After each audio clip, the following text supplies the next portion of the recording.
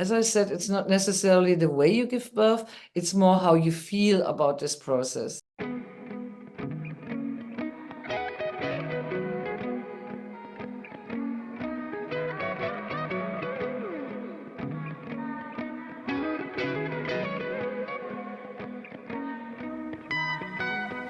too long, you've been put down. Make the world turn upside down to lift you up to holy ground. Don't forget to grab your crown, grab your crown.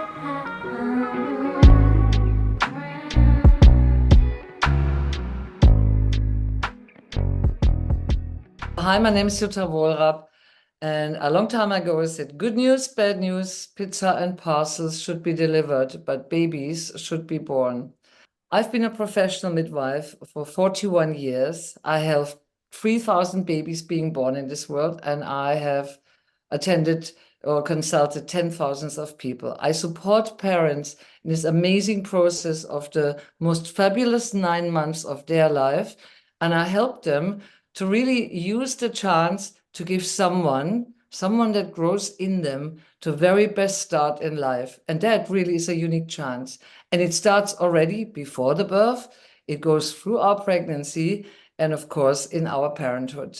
As a top expert, I'm the right person to really support you with this, with all my knowledge from body, mind, and spirit.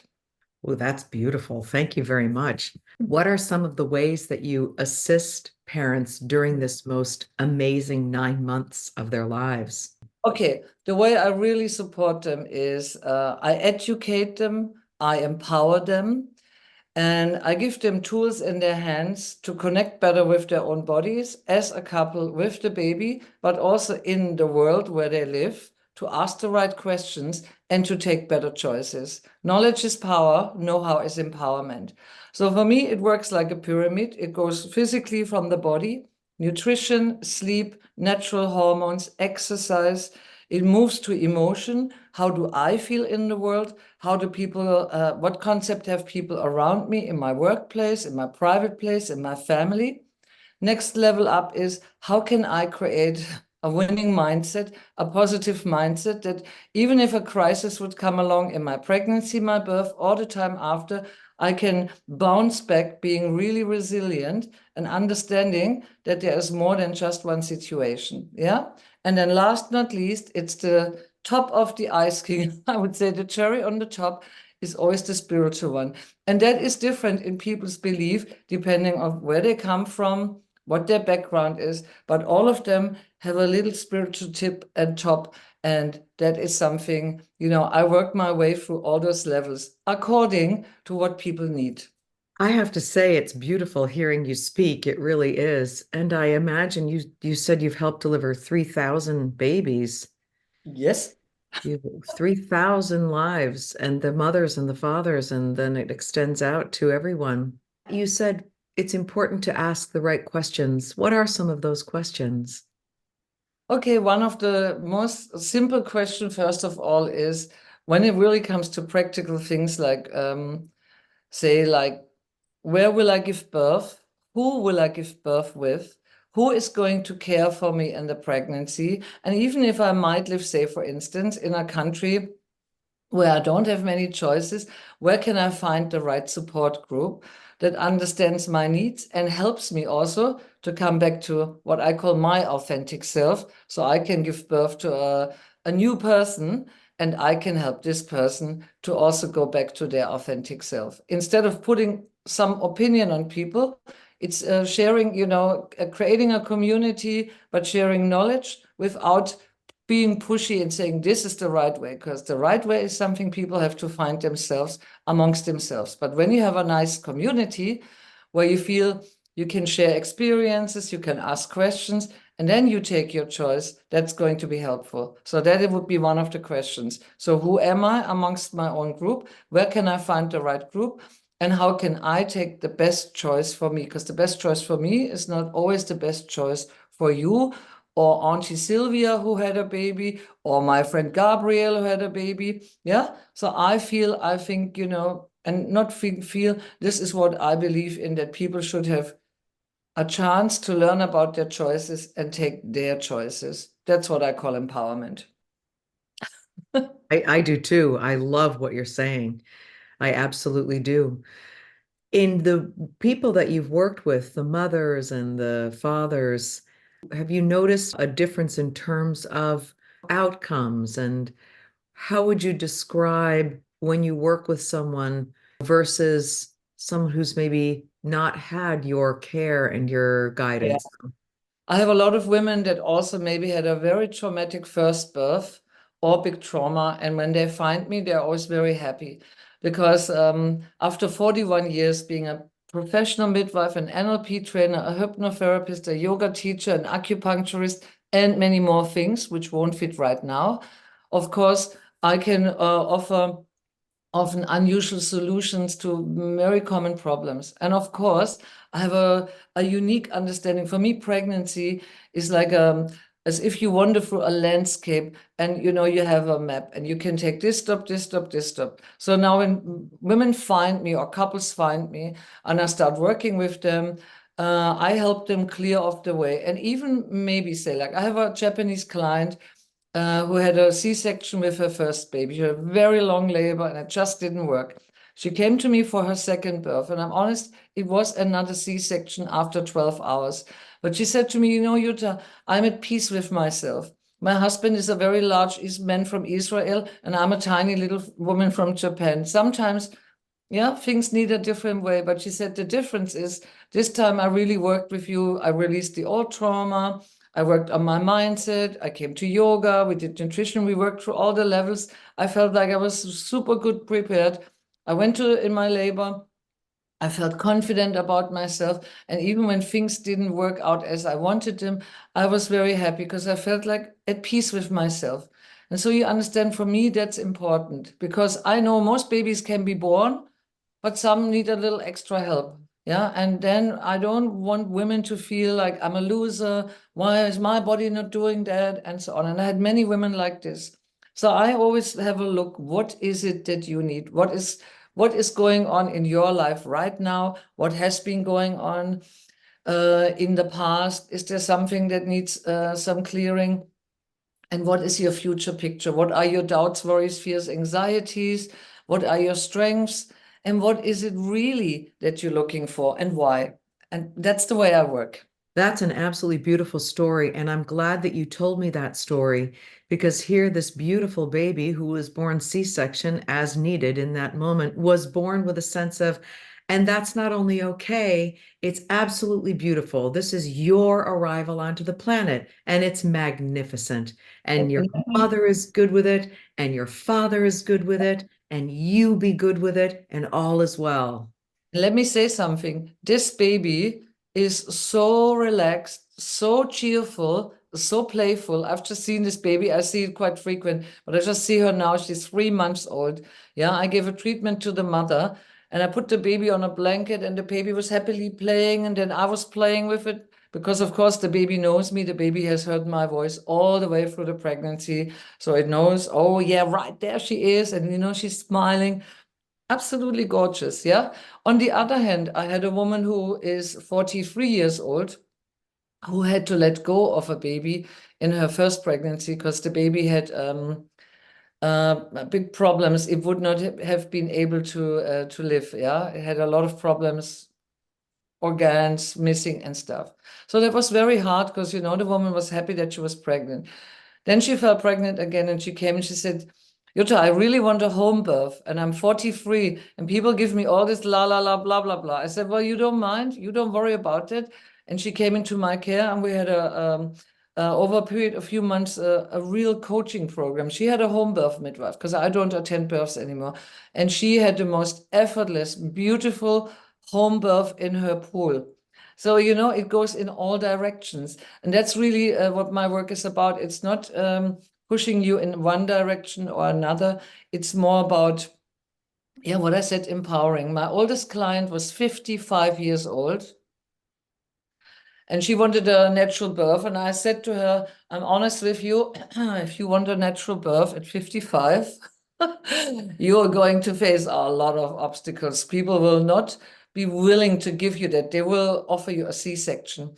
And I worked with her because I clearly said to her, if you want to achieve that, I mean, best is you come into my care because you won't find anyone else with this expertise. And she did. And she had a natural birth at 55 and even managed to breastfeed.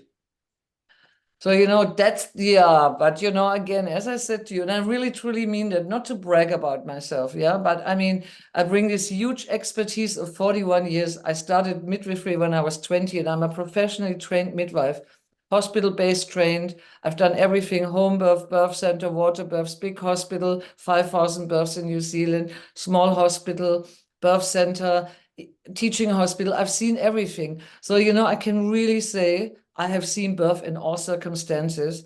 So no faffing around. We can get to the point, and the point can be in all directions. Yeah, truly like that.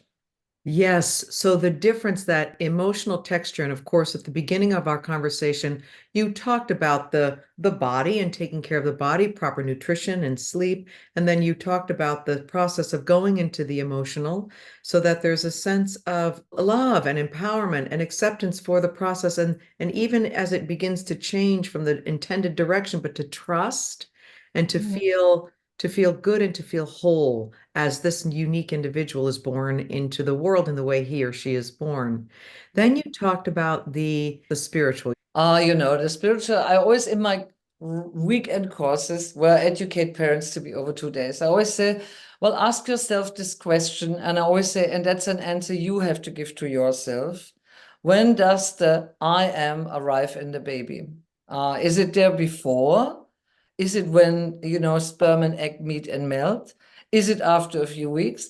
I say, it's a question that is a big question. And of course, I have my own belief. But in this world, some parents will prepare, get themselves ready to welcome a baby, and some others will just be hit by a surprise. But I always say, it's like a surprise birthday party. Oh, a new guest has landed, and that can be a really good thing. So, for me, my own belief, I believe, of course, there's something out in the universe, and we look for our parents and we find them. But, I have a lot of clients from India, from Pakistan. I have, all religions that I work with.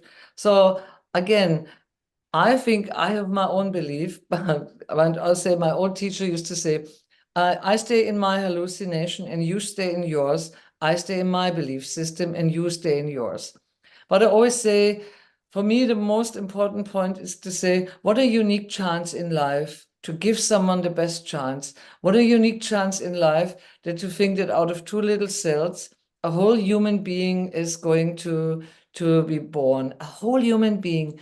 I always say, think what everything you think, believe, and whatever it is that you believe about the universe, it's this kind of really universal magic. And so, again, it will be more to people. I'm honest, I'm not very precise on that. I know that. But for me, I like this kind of openness because I have a tendency, of course, for myself to Buddhism, yeah. But I work a lot with people from other religions. And I always say it doesn't matter what you call it, but just think, when does the I am arrive in your baby? Is it there before? Was it a dream already, maybe? Was it a spark in the universe? Was it a wishful thinking? Or was it a surprise? And how does it feel? Yeah, that's really the way I look at it. Yeah. Yes, I can relate to what you're saying. I conducted 71 interviews at the Parliament of the World's Religions because everybody has their faith, their background, their religion, their spiritual orientation, even if they're agnostic or atheist. There's something there that just runs deeply in all of us, and even as I said, some people that I know who are atheist are so present in their love and in their humanity and in the gift of life. And so I like that you have an open container to reflect anybody's spiritual path in a way that supports them in their pre-pregnancy, pregnancy, delivery, so that they can harness whatever, as you said, was funny the way you said it, their hallucination, but they can harness their spiritual worldview to support their pregnancy and birth. Let me say something, because I work with people from all over, it expands to other areas, also to areas that are not so pleasant. When women lose a baby, yeah, or have a stillbirth, again, I work again in their own spiritual belief. And some of them come from belief systems that are not mine. But I always say, like, if your belief system, whatever it is you believe, because who knows what is right or wrong, I always say we'll find out at the end. Yeah, whatever there will be. And, it's like this. But I believe, like, there's a lot of connection that I think, there's something like a matrix outside. But okay, but when I work with my clients, I also always tell them, whatever you believe right now, what comforts you is fine. And then I work with them with trauma release. And that I always say is not religious. It's something everyone can experience and can benefit from. Yeah. And yeah, that's really what I've learned from working with people from all over the world, wherever they came from, whether they came from India, from Finland, from the US, from Russia, from Ukraine, from Greece, from France, from Spain, Korea, Japan, name it. So, that's what I like to think when I think about this work, because at the end, people are always amazed by the fact that a whole human being is growing within them. You have to understand, when I trained in 83, I trained according to Frédéric Leboyer, who, of course, brought back natural birth to Europe and went many times to India. And I met Frédéric Leboyer in the 80s when I was a young midwife. Oh, yeah, of course. I'm German, we come round. But, things also come round to us. And I liked his approach. It was a very simple approach, that babies have real feelings, babies can experience real feelings, and that we should carry them with in love. We should welcome them with warm, loving hands, and we should make sure that, we guide them through life with love. And I always thought that was fantastic. And when I speak about that to my clients, they all understand. Doesn't matter where they're from. For all of them, oh yeah, that's very clear. And that for me is already a spiritual level. Thank you so very much. I really could talk with you, and I could talk with you for for hours, actually. And certainly everything you're speaking about truly resonates with me completely. It makes me so happy that you are touching so many lives and making this incredible difference. When a baby just can be born, it's that simple message that says, you know what, it's good to be here. I'm glad I'm here. Tell you what, when I see babies after the birth, I still run a lot of groups. I always say, oh, hello, here you are. The babies all look at me, and then I can tell they know exactly who I am. Of course, they know. And I like making jokes with them and talking to them. And then they go, and I say, wow, so much to tell. And when they are not so well, maybe, when they have some problems and they cry a lot, I also speak to them and I ask them, how was this? Or was it difficult to come out? I'm so sorry. Babies are so smart. They're so clever, so understanding. They're really just amazing. I have to say, 41 years later, I still don't get tired of talking to the babies. Yeah, it is really, it's quite something, I have to say. Yeah, imagine 41 years. I think I can fill up a few stadiums. So wonderful. What a beautiful thing that a baby, a soul, is able to be so recognized upon entry. I resonate to that as well. Thank you. Yes, I really do. Yes, I know it's amazing. This tiny little package shows up, but there's this completely ageless and timeless entity being who can really respond to that kind of respect and communication coming from you, this one of the first incarnate human beings that's actually dealing with this new life. Oh, yeah. Yeah, it's beautiful. I know when I talk with parents, mothers, and I say, the world is the world is the world. But in the very first stages, you are the gatekeeper and you're the one who just hold the world back. Just hold it back. Just keep it back to the best of your ability and take care of yourself in the process, just so that you're in these early times, just transmitting the message that, you know what, all is well. Even if things are tough, or even if there's a challenge or there's a hard moment, it's okay. You're safe. It's all right. And I'm all right. And you kind of keep on broadcasting that message. It's like setting a thermostat in a human being, because that's what we take forward for the rest of our lives. Just so the world is what it's going to do, and it's going to be what it's going to be, and things happen in life. But if there's just that one signal that keeps coming that says, yeah, but it's still a good place to be, and it's all right, and it's going to be all right. So you're amazing, Jutta. Thank you. Well, I hope I am, but I guess I am. Oh, well, I am. And I've shared my knowledge with people in all kinds of ways. And of course, I do more because I think people have to understand, for me, it's really like people, including the partners, that it's not just a baby that women hold in their arms and everything will be fine. It's the whole process of how the pregnancy goes, even on a cellular level, forms the baby, how the birth is going. And, it's, as I said, it's not necessarily the way you give birth, it's more how you feel about this process. That's the big difference. And if a birth is traumatic, well, your life falls into pieces afterwards. And it takes a long time to bring all those pieces back.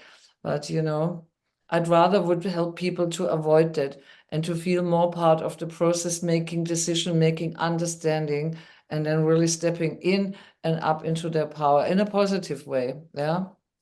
That's part of also what I do. And of course, I always also talk about the baby and what babies learn inside the womb, what they do inside the womb, and that they're really very important and that they're all the way a part of everything. Yeah. So it's not T for two, it's T for three. Yes. Would you talk a little bit more about babies inside the womb? Oh, yeah. Okay. Okay. On a very simple physical level, as I said, I know that babies at week 5 already move with their tiny little arms and they stick their tongue out, not because they want to taste, just I think because they want to feel, where am I? And I think latest then one should think, well, here's already a sense of I am something. I'm not quite sure what I am, but I am something. And where am I? Yeah. I mean, I know babies can hear us around week 12 already.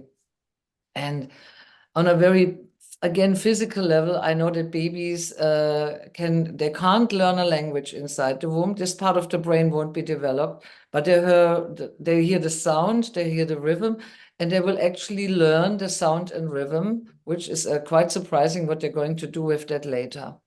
Now, they are so connected to the mother through the umbilical cord and the placenta that whatever the mother is going to experience, they will feel as well. Yeah. And of course, the mother is the source of everything. And when the mother speaks around 12 weeks, oh, the source even has a voice. Now, the yogis would say the first sound in the world was Om.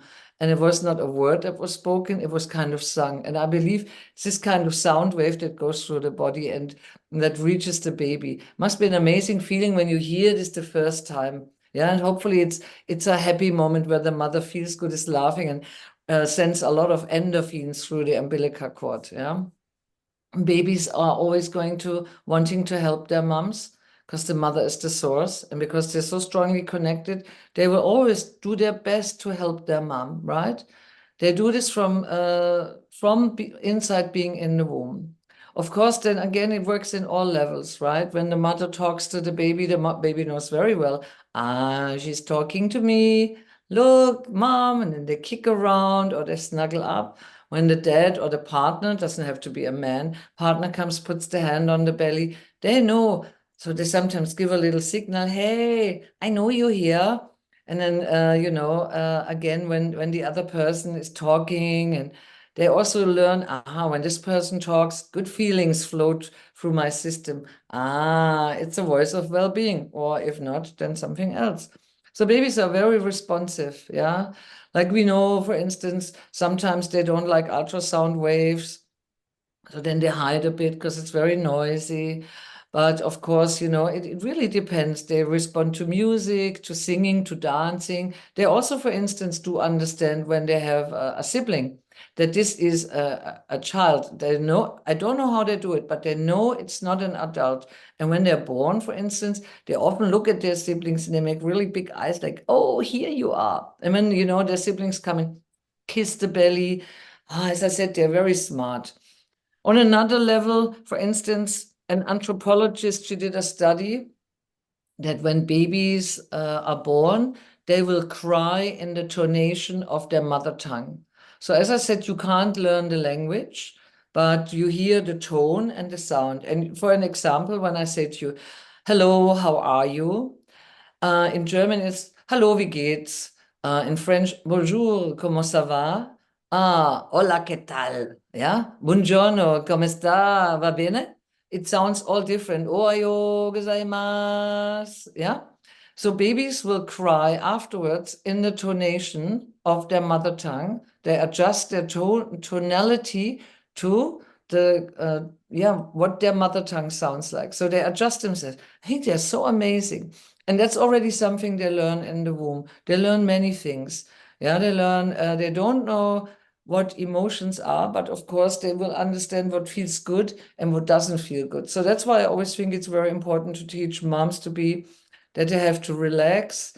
And for instance, we know mindfulness, meditation, deep relaxation, good breathing on a physical level works on the amygdala and also will change the neuroplasticity in the mother's brain. This is all again now just biological stuff, but that opens up other gateways. So I can say you become a better receiver and you can also think and feel in different ways. And that will always have an impact on your baby as well. So this is kind of the complexity that I have when I do my work. And it's kind of how I very simply explain to people that this is in connection. And so that's why I say these are the most 9 important months of your life, could be the most fabulous one. And coming back to modern life, modern people are very much under stress. Most of us, 99%, we might not even notice it. And so I always think it's very important to learn how to connect, how to release, how to relax, let go, how to really deeply release.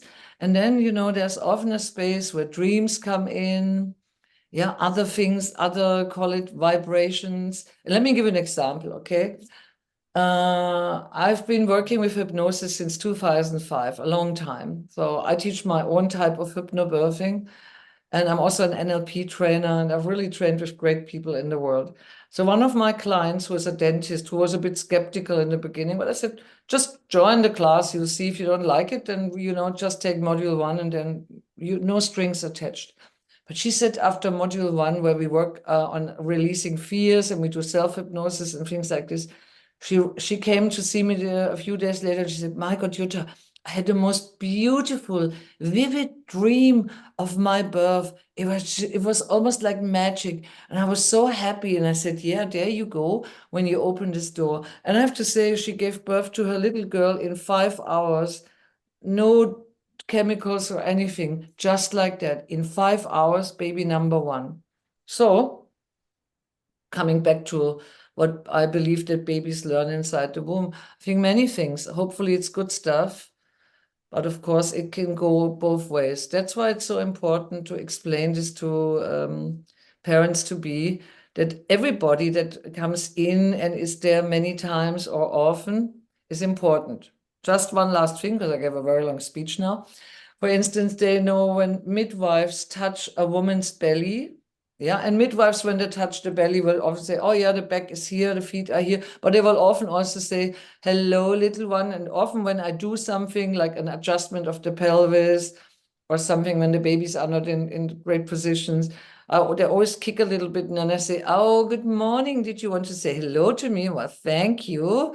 Gorgeous.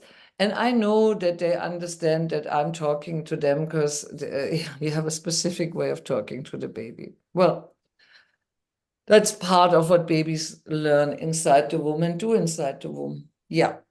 Well, I can't wait to actually play this wonderful interview with my daughter because she'll be as moved as I am.